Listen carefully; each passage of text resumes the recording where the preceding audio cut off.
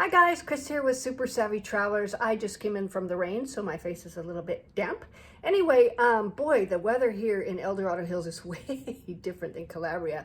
It's a little misty and a little drizzly, but you don't really get a lot of that in Calabria. Mostly you get the insane water dump.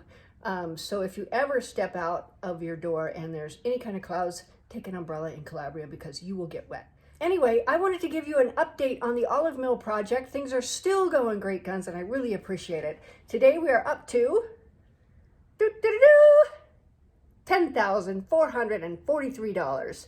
And that is wonderful. We're about 2/3 of the way there. So if you have friends that want to donate to something and, that has historic significance and maybe even plan a trip to come over and see the project when it's done, we will have a ribbon cutting and a festa when it's finished, and we'll present the plaque and everything else.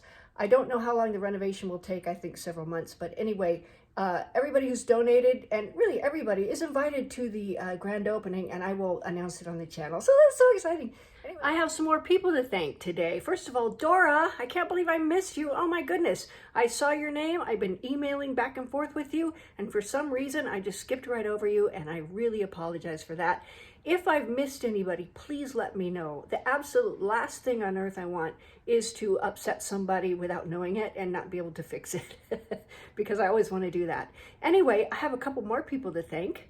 We have Diana, thank you Diana, and we have Susan, so thank you Susan as well. Again, if I missed your name and you made a donation, please tell me. You deserve a big fat shout out, and I can't wait to see you guys over there. Anyway, happy Christmas you guys. I'll see you tomorrow.